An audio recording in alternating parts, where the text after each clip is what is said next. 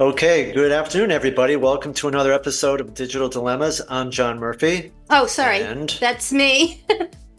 And I'm Burr, Clevenger. today we have Matt Worwood from the University of Connecticut and a special guest, his son Lucas.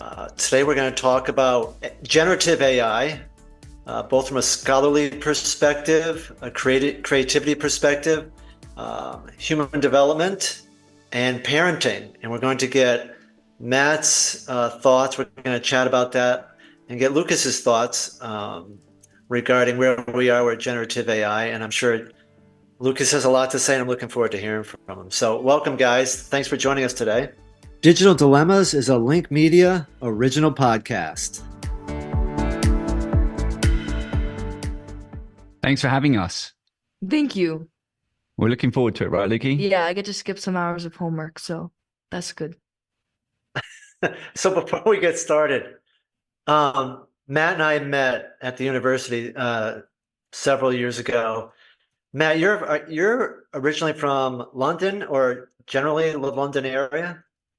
Yeah, no, Southeast London, born and bred, been there all my life. And then I moved to Connecticut about 15, 16 years ago. Nice. My family lived in London until I was about 6. Oh, wow. Yeah, in Fulham. So Ah. I have memory. I went to kindergarten there, and then after that left. So I have memories, early school memories, but that's about it. Oh, that's And fantastic. you can pull out your British accent when you need it? Yes, I can pull it out when I need it. Matt's also a Crystal Palace fan. I'm a Tottenham fan, and Matt, on this show we've had other Tottenham fans, so we'll have one Tottenham fan and one Crystal Palace fan so far on the show. So you represent CP. It's It's good. It's good. We need fantastic. some broader representation in the soccer world. We can't just limit it to Tottenham. I agree. And I don't want to kind of ask too many questions about how the second Tottenham fan got on the show, but I just feel like that's a little bit of a coincidence It's a there. little bit of a coincidence, isn't it, Matthew? Yeah, That's I what I agree. think. Well, it's Rafi from Cyabra. He was one of our first few guests, and when we interviewed and met, I had some Tottenham gear on, and he said to me, "Are you wearing a Tottenham sweatshirt?" And I said, "Yes, I am." And he says, "Well, this is going to go well because I'm a Tottenham fan from England working in Israel." And there you have it. Pure coincidence. I need some Fulham gear so that I can represent. I feel Yeah, you do. underrepresented in You this do. household. I thought that, Anne, when you said you were from Fulham, I didn't want to go too much down the rabbit hole of soccer, but I was wondering whether or not you had picked up a team during your infancy. Not so much during my infancy, but when John is such a fan that, we watch a lot of Premier League soccer in this house. So I sort of had to get involved, and I figured, why not pick my team from what is, essentially my hometown in London. So that's how I ended up with Fulham. That's very good. And you Well, got to pick your team. This person here Yes. didn't get to pick his team. Lucas, I was It's going to not an ask you option. that because your father and I have discussed this over email. You didn't get to pick Crystal Palace, but you're sticking with them? I mean, it depends if they win or not. Right now, they're like at the bottom of the league. No offense, Dad. Not. So it's hard to support them. So maybe I should pick another team. Could be worse. You could be an Everton fan. That's true. That's true. I mean, the big chat at the moment in the family is that in the event we were to go down, I don't think we will, but at the moment, I can't say that for sure. There's like a slight kind of somewhat, I want to say excitement, but curiosity in the family of what that might mean, because I think a few of the kids now think that they can then get to choose a Premier League team. So if Palace become the championship team, they're then free to choose another Premier League team. That's what I'm picking up in the conversation. So I'm not sure I've secured It the will loyalty. be really embarrassing if Crystal Palace gets in the championship league, because all the kids in my class, they all root for like a Premier League team, and nobody knows what the championship league is. So Right. that would be really embarrassing and have to explain the whole league system. Tell him to watch Welcome to Wrexham. It's like an educate. It is. It's an education It in is. how It is. the different levels work and all. Well, for me it was anyway. All right, let's jump in. Lucas, how old are you, by the way? I'm 13. 13. 13. What grade is that, Lucas? I'm in 7th grade. 7th grade. Okay, so that gives us a level set when we get to you. I can't wait. I can't wait to hear your thoughts. So let me ask your dad, Matt. Let's talk about generative AI. And I know you have your own podcast, you teach, you're into this big time, as I am. But from your perspective, I was wondering how you think the field of creativity, the creativity space, is responding especially over the last year with generative AI. Yeah, it's been interesting. I mean, I consider myself more of a scholar practitioner, but I do try and stay up to date with the publications that are being written. So after Chat, was released, or the 3.0 was released in November 2022, obviously there were a lot of articles, and the two main kind of branches that I've seen emerge, uh, you know, within the field, we kind of have landed on this scholarly definition of creativity being the production of new and useful outcomes as they relate to a social context, which is really important, So that means that when we're talking about something that's new and the value to which that new outcome has, it's evaluated and discussed based on a specific context. So, if you're producing a work of art in a kindergarten classroom, the newness and value is obviously related to that child in a classroom environment, which allows us to separate the conversation from when we're maybe looking at a more famous or prominent artistic piece of work that is produced, in a gallery and sold for millions of dollars, for example. So that definition, really, when you think about it, the production of new and useful outcomes, you think about something like generative AI, and you can say, well, that suggests that generative AI could also be creative. So there was a few articles that's been coming out and really trying to explore the definition of creativity from that humanness element. So, I think where it's been going is the motivation, the intentionality toward the production of that new and useful outcome is something that's very human, and not something that you kind of would expect generative AI to be able to do without the human input. And then the other big piece of it is also the judgment aspect, determining the value. Which one of these ideas should we select, and how are we using our knowledge to evaluate those outcomes? So that's been a big topic. And then another topic within the field, of course, has been how generative AI interacts and influences the creative process. And so, most of the studies, shall we say, have been looking at divergent thinking. Does it help humans, or can it actually be better at generating ideas when compared to human outputs? This is fascinating. I like, just from what you just said, now I feel like a good question is, can something generated by AI be art? If you don't mind, I'd love to turn this over to my son, because he obviously listens to my podcast a little bit, and he hears me having these conversations with my co-host Cindy Burnett, and he actually gets involved sometimes and asks himself, can generative AI be creative? Does it represent art? So what's your thoughts of that? So kids in my class, they use generative AI in many different ways. Some of them, they use it to help with their schoolwork, but for me, I use it to when I'm making a movie with my friends, and you want to put the character in a forest background, and you can just type in a forest background into Chat GPT or an AI on Canva, and it will produce it for you. But I find this a little scary, because how you could sometimes look so similar to sorry, what I say was sorry. I don't think generative AI could be like human artwork, because it's not the same because human artwork, it's like it comes from human emotion and human, there's no directions involved. It comes from the human's mind and like how they feel at that moment. While the AI, when they're like designing that image, they just use directions and they don't use any form of emotion into that painting. And if I was going to kind of reference something that I think was important in Lucas' description is obviously how he and his friends are using it as a tool.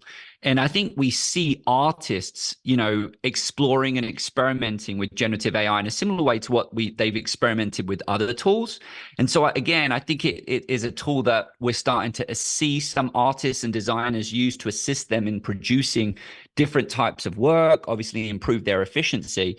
But I kind of agree with where Lucas is going, that concept of that intentionality. I want to create this emotion. I want to kind of provoke these questions through my work of art. I think the knowledge to which, what style, what image, what trend I might utilize to do that.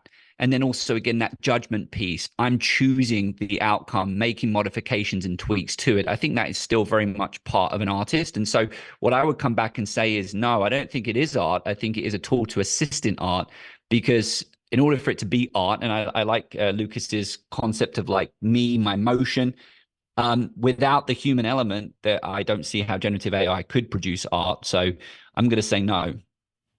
And to add a legal piece to that, Matt, I know we're new to the game from a legal perspective, but I know that over the last year, the courts have ruled that you can't copyright art from AI at this point. It has to be from a human. So I think at this point, the courts are kind of agreeing with what we're saying here. I think it's, and this is something we've talked about on the podcast before, that AI functions best, or should function best and should be developed as a tool.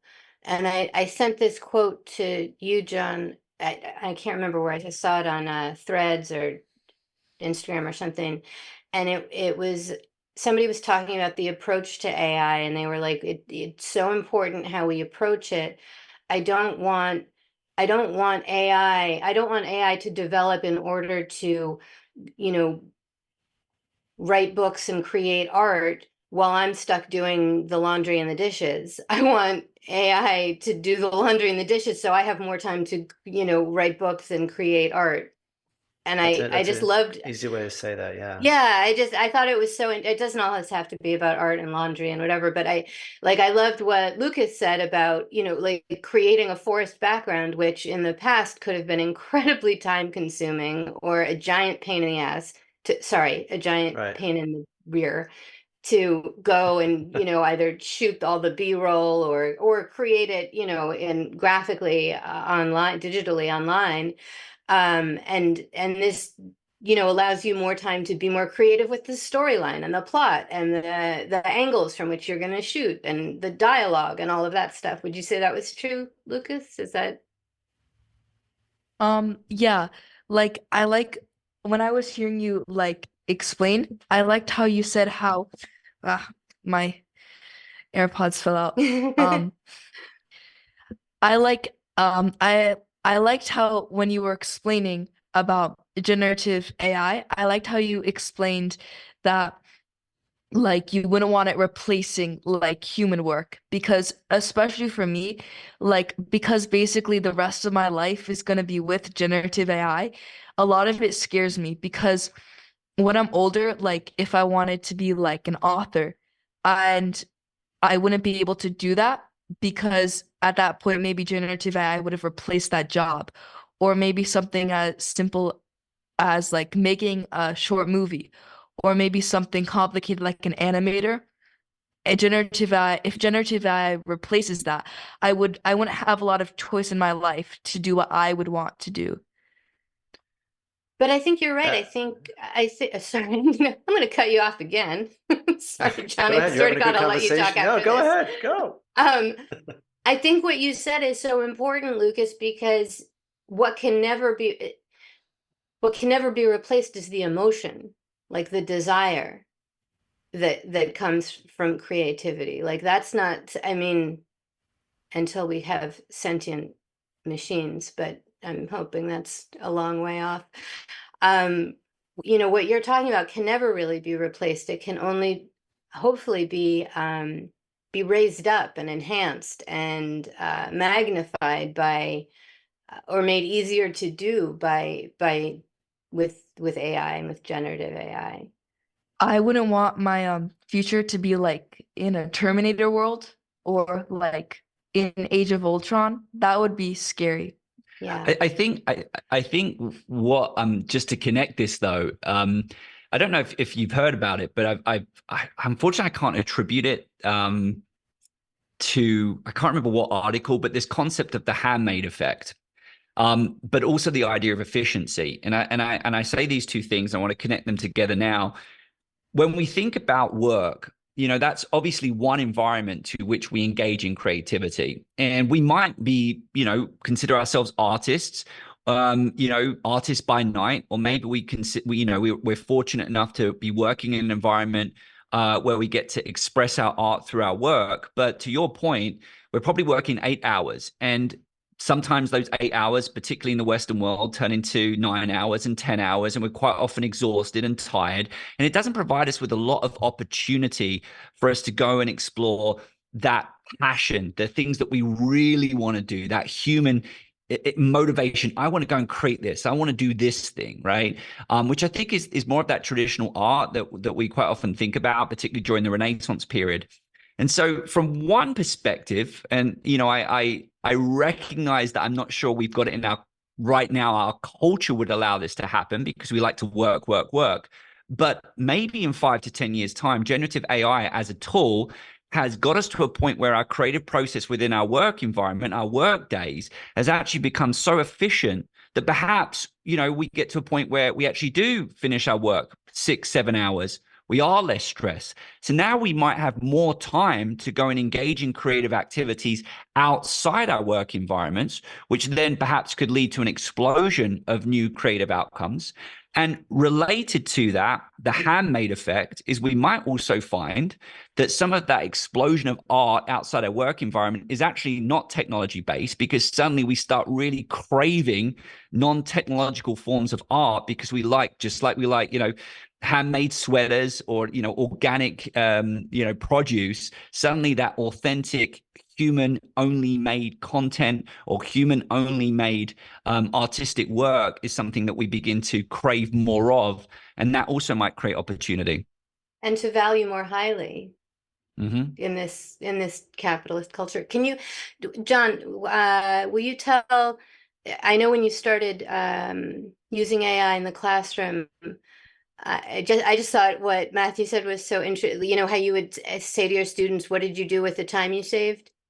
Will you tell? Yeah, that's one of the exercises. Whenever I speak, I share the stories of how I'm encouraging AI use in my classes. And Lucas, this may appeal to you or something new that's valuable. So what I had asked the students to do is, if they choose to use an AI generative tool in their homework or project or whatever assignment I'm giving them, I ask them, as part of being ethical, to be transparent with me and share their conversation with the AI tool with me as a footnote, an index, or through an email with me, so that I can see what questions they're asking. Are they asking good questions? Are they learning how to get better in chatting with an AI tool? And then the second thing I do after they're transparent with it is, did it save you time? And if it did save you time, what did you do with that time? Did you use that time to take care of your health, physically or mentally? Did you use that time to be more creative? Did it lead you to do other research that you might not have had time for? And so I think it's been a positive experience for the students to start understanding how AI can possibly help in those areas that you were bringing up, Matt. So I actually think that's a fun activity. So Lucas, I'm not saying you've done this, and in fact, I don't think you have done this because I probably would have noticed it. But I know at your school, some students may have been using generative AI to do some homework, right? So Yeah. with if we're thinking about what John's saying, if you were to you talk a lot about the fact you know homework takes a lot of time. John, if I'm translating this right from a middle school perspective, what would you potentially do with that extra time? You know, if you suddenly were able to reduce the amount of time it takes for you to write an essay, or reduce the amount of time it takes you to do some homework, what might you be doing with that extra time? Is that a good kind of like translation, John? Yeah, it is. So Lucas, think of it this way in seventh grade. If I'm not asking you to use AI to write your homework or do your homework, I'm asking you to use AI to do some research, then maybe do your own writing, and then ask AI maybe to clean up some of the syntax. And now, instead of having it take an hour and a half to do your homework, it took 45 minutes. What would you do with those 45 minutes? That's what I would Um, ask. with those 45 minutes, you know, I think like if it was after a long school day, like Friday, I'd spend a lot of that time taking a break, either watching TV or reading a book, because not because like I don't want to do anything productive, like I'd just be really Reading a book is exhausted. productive, and don't ever let anybody tell you different. Yeah. Um, but But literally, it sounds like leisure yeah, activities yeah, that you want to pursue, right? And that's yeah. You're good. I passionate think about. that's, I noticed, and this gets into the second part of our conversation today, or the middle part, AI use in the classroom. Lucas, I noticed that, we have two sons who are, they're both in high school now, they're 15 and 17. And Um, I know that the workload is a lot for students in middle school, high school, and in college. And I think it's valuable that maybe if we use AI in such a way that you can go play outside with your friends, read a book, take a nap. These are things, that or allow us to do be more human. or work at a higher level. Do the work All at the a all the above, higher what level. all the Like above. I'm a million years old, so like when I was a kid, you weren't allowed to have calculators in class, and now they're part of, you have to have a calculator and a specific kind of calculator, and you're allowed to use it, and it because it allows you to do more. It allow to think on a higher plane, or to, think at a more The tool is doing a lot of the grunt work, yeah, it's doing the which dishes and the allows you to be more laundry, creative. which Lucas, allows you to. Are you allowed I'm to use sorry. AI, That's Lucas? what I Um, was gonna ask. Actually, yeah, my school they don't like students using AI. My this is the first time my teachers are actually hearing about AI. So they're not liking AI, and I've noticed a lot of the essays we're taking are now handwritten, because I've seen kids go and ask like the AI to write them the essay for them and cheat.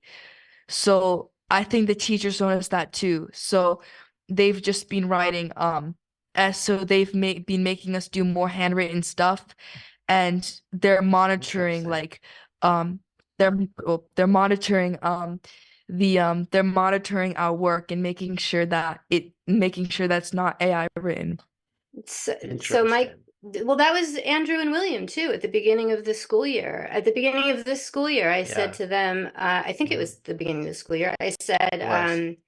we were talking and I said, AI is an incredible tool. I encourage you to use it within your work. And the look on their faces, they were like, we would get in so much trouble. We like that is not what we are hearing from our teachers. Our teachers are, and I think that even in the semester or semester and a half that they've had so far, I think that attitude has changed a little for them. But I I I just I really hope that it does change, because the AI is not going anywhere, and it's only so long that teachers are going to be able to, think of instead of using the energy to think about how to catch people using AI, you know, or think about ways that they can use it productively, and teach kids how to use it. Because like you said, I loved what you said when you said, this is the world that I'm gonna grow up in. You're not the same way that my kids don't know a world without the internet. You're not really going to have known a world without AI, and Yeah. better to learn the tools, better to learn how to use it. Like everything seems so different now because in for me, in elementary school, everything felt so handwritten and old fashioned. And then COVID came, and then generative AI started, and now a lot of the stuff is digital, and everything just changed so fast. But you know Lucas, what? go ahead, Go Matt. on. Sorry. No, No, go ahead, no, no. Matt. I was actually thinking, it's in your realm, John, but it was interesting to hear Lucas use the word cheating, right? Yeah. And that facial expression you gave about your kids, how they responded when you said to use generative AI. And I do want to highlight that without a doubt, we are seeing quite a significant change in attitude toward generative AI over the last 12 months within K through 12 education. Teachers are using it. They're exploring using it. It's certainly been integrated into existing education technology tools that they already know. So I think there's huge pluses, and I don't think it's going to be like it was with past technologies when there's been a resistance. But it was really interesting to hear Lucas use the word cheat, because he's 13 years old, and there's that ethical question. To me, it sounds like you've already identified, what is inappropriate use. Why I use the word cheat is it kind of bothered me because the kids who are using generative AI to do their work, it kind of gets me angry because I me, I'm taking hours working into writing this essay, and me being scared of getting in trouble and getting a detention. I work and work and make sure I don't get tempted by AI. And but the kids who just do use AI, I feel kind of bothered because I'm doing all this work, but then AI can just take away all that work and replace it with something. That's an interesting perspective. How would you Yeah, feel I if get that. everybody was allowed to use it? What if I'd feel I think if society is okay with it, then yeah. But a society meaning if we were encouraged to use it. But if but I'd still feel then I'll start to get worried if feeling that human work is being taken away a little. I mean, funny. it should be noticed, from, so many children are different. There's probably different perspectives, but Lucas is someone that, does like to write. He expresses his ideas through writing. He likes to write fictional work. He does like to make movies. He does like to kind of create designs in Canva. So is that the type of thing that you feel like could be taken away? Is that what you're saying? Yeah, that's what I'm worried about. But listening to this conversation, I think generative AI would be a good tool instead. I mean, Yeah, I think Matt, what I'm hearing is, and I get this, especially at the middle school and high school and college level, the kids just want to make sure the playing field is level. So if Lucas is using AI just minimally, but someone else is using it extensively, they probably worry there have about to that. be and that's sort of to my point. I think it's important to teach at every level right now, like at at Lucas's level and your students' level. It's important to teach people how to use it. That's my perspective, is to help, starting with Lucas, help them use it, where to use it, when to use it, how to be transparent, start implementing the ethical guardrails right away. Exactly. One of my kids, and I can never remember which, I have to ask them. I can never remember which one, if it was the 15-year-old or the 17-year-old. in the middle of the semester last year, got an assignment to write an essay that AI couldn't write,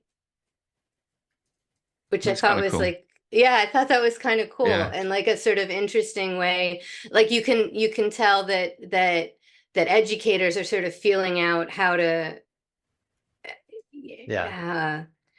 how to make it a tool and more of an inspiration.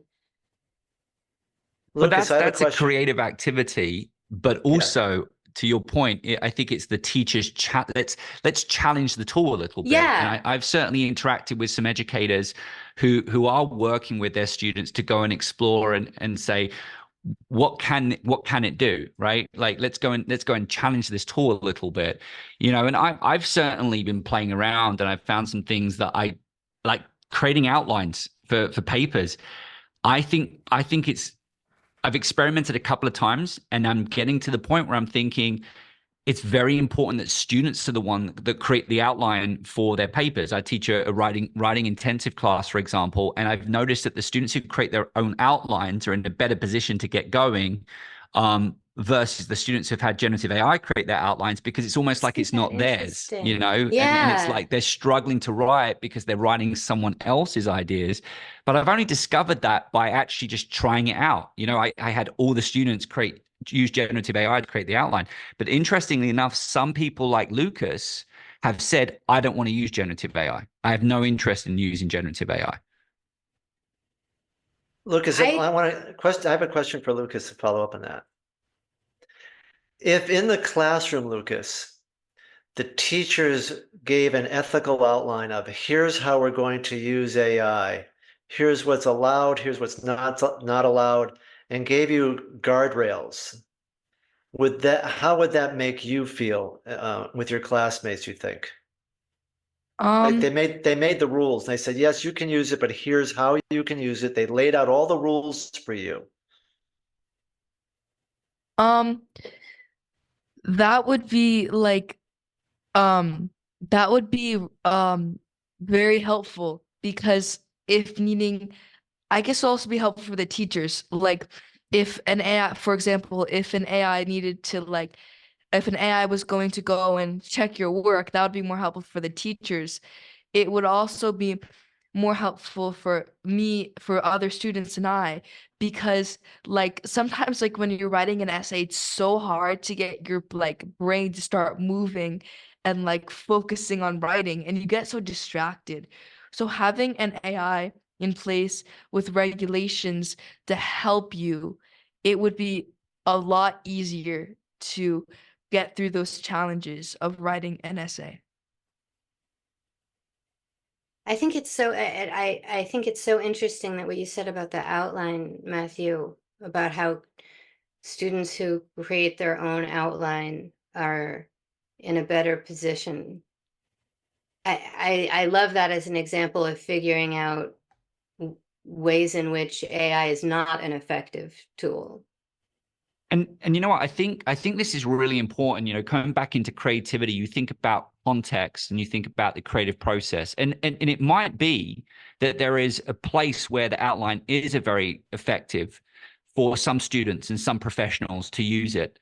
And likewise, there might be places where it's not effective. And I think that's part of what we're all working toward over the next 6 months, 12 months, even 24 months, identifying, how can how can generative AI assist us in our creative process? And we've got, I think, John, you're a huge advocate on this. The only way we can do that, of course, is experimenting, playing around with it, Exactly. having conversations, being transparent on how we're having conversations about its use. And also being open that sometimes it's not going to be effective, right? Yeah. Like sometimes, and identifying when it's not going to be effective. And it's interesting because I know sometimes we talk about jobs, a lot of people sometimes say, well, let's break it down to tasks. Each job is really made up of a sequence of tasks. And it's about identifying what aspects of those jobs can be augmented, what aspects of the jobs can potentially be automated. And as you alluded to really early on in the show, John, then you've got some additional free time. So now what are you potentially doing? What new tasks are emerging for the human as part of that job? And I just don't think I don't think we're gonna get there immediately, because I think we're only at the very beginning of some of these generative AI tools. I think there's a lot more that are going to emerge over the coming months and years. You're Yeah. into movies, Lucas? You like Yeah. making movies and stuff? So I started out as a journalist and I worked in the documentary unit at CBS, and it was right when they were switching editing systems then it was Avid, what's now Premiere Pro or whatever tools um you prefer. Switching from like reel to tape, when they had tapes on reels and you're actually splicing videotape together. And there was a lot of resistance in the profession from people who are afraid their jobs were going to be eliminated, because this is how we've always done it. This is how it's always been done. And what I saw is the people who, and this is just one example, but the people who embraced it and didn't sort of come from a fear-based place, but embraced the new technology. Now it's hard to conceive of, reel-to-reel editing. Like all of the energy and the work and the bandwidth that went into it, that can now go into making a better news piece or a documentary or a movie. But it was the initial reaction was very similar. I assume that when you and also just the shooting, when you shot on videotape, mistakes were costly because the tape costs so much. Like the physical videotape was so pricey, and now you can shoot things and delete it. Don't worry, you're not wasting tape. Yeah. Yeah. It would just be like, it would be cool. It would be cool it's cool, like imagining myself like, well, this AirPod keeps falling out. It would be cool imagining myself like in the future when I'm like an old person like my dad. Um, uh, I must be really old. I'm the oldest guy in this whole broadcast here. it must be it must be so cool imagining like it's so cool imagining myself like in the future, like doing whatever job I'll be doing in the future, and like using generative AI and talking to like Alexa, or maybe even like maybe in like a cool sci-fi movie that I watch, not the ones my dad watches. Um and it would be and that's just so cool to imagine what the future will be like for me. Lucas, You along know, those same lines, along that exact same line, Lucas, do you and your friends, your peers in school, do you talk about the future? Are you worried about, is there any chatter about the safety of these tools, and could they go haywire? Or is that not a topic of conversation? For me, um, me a couple years ago when I was scared of like Terminator and like robots, and when until like my dad made me watch like Terminator to face my we fear. fast forwarded through some parts. I think Yeah. this was heading in this direction. Yeah. Yeah, It's a great I movie. I would have been personally me, I would have been really terrified. Um, but now my kids in my class and we like embrace generative AI, and sometimes we even take advantage of it. We never like really talk about like it like taking over the world, or like Right. worst case scenario. Have you seen Or iRobot? um iRobot's a great movie. You would love it. I never watched that. My dad and my little brother Liam watched it. But I was too scared to watch it. It's good. Interesting. Interesting. It I brings mean, up a lot of the stuff you're talking about.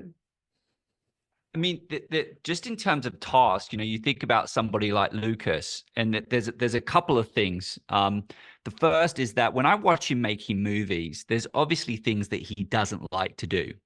And so again, you think about that creative process. Is there opportunities for him to eventually get to a point where there's a tool that allows him to outsource that to generative AI? Right.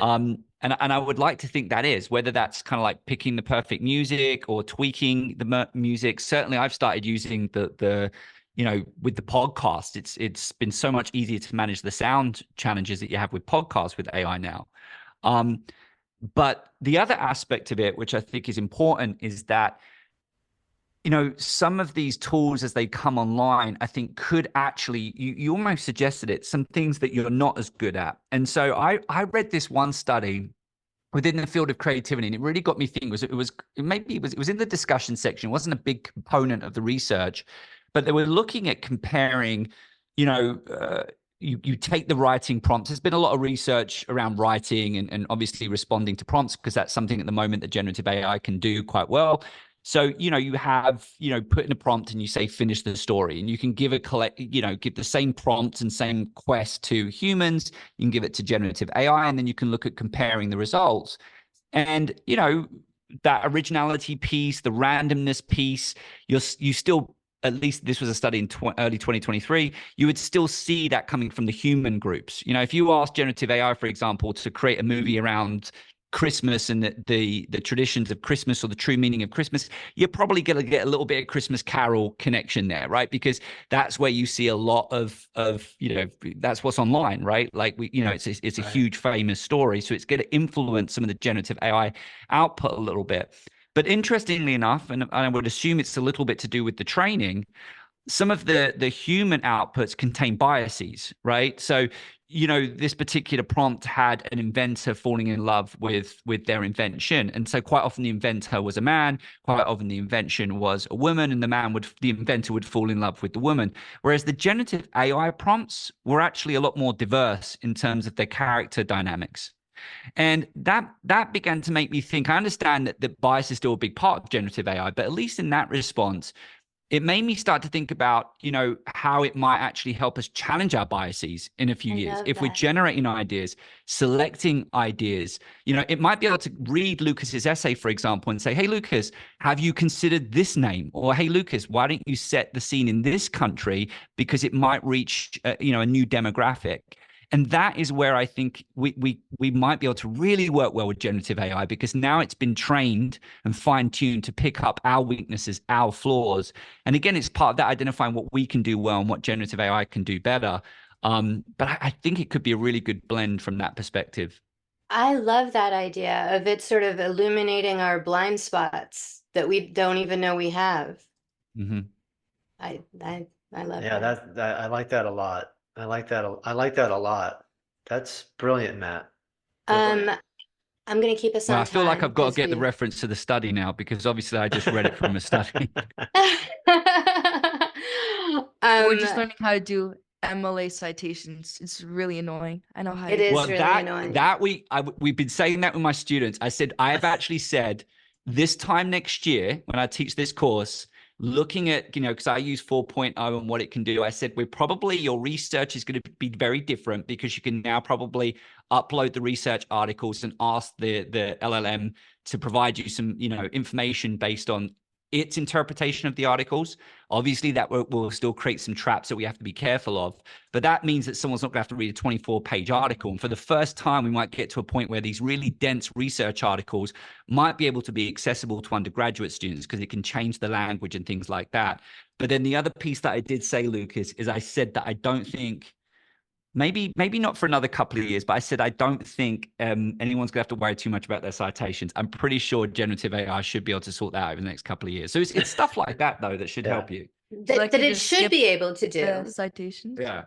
I'm not saying skip it. So I could just skip the citations on like a worksheet or something. No, just you'd forget probably have them. to. I'm assuming you'd have to work with generative AI to find it. It's still your research. You're still making the connections, but you don't have to go through and make The sure you got all your tedious citations part. correct. Yeah. Yeah, that right. Tedious parts, Exactly. yeah. Exactly. Well, thank you so much for joining us today. This was great. Lucas, thank you so much. Matt, thanks for bringing Lucas on the show. Absolutely.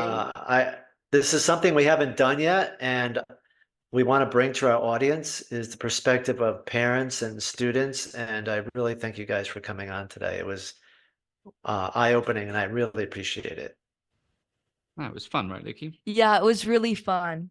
it was really fun being able to talk about this with you guys. And you got a couple of jokes. I said before, Yeah. come on, I said, don't be hitting too many jokes. All right. But you got a couple of jokes in. Yeah. Me. I didn't like most of the jokes were I'm not probably encouraging oriented anymore. to I'm not you. encouraging anymore. Yeah, Okay. they were good jokes. They were good jokes. I won't add any more jokes about you. Well, you were a great guest. I appreciate it. And thank you so much, Matt. All right, Digital Dilemma fans, that wraps up another episode. Thanks for tuning in and navigating our tech world with us. Please rate us and leave a review. And if you enjoyed it, tune in next time. We'd also love it if you would send us any questions or suggest guests via email. Thanks so much for listening, and we will see you next week. Digital Dilemmas is a Lenk Media original podcast.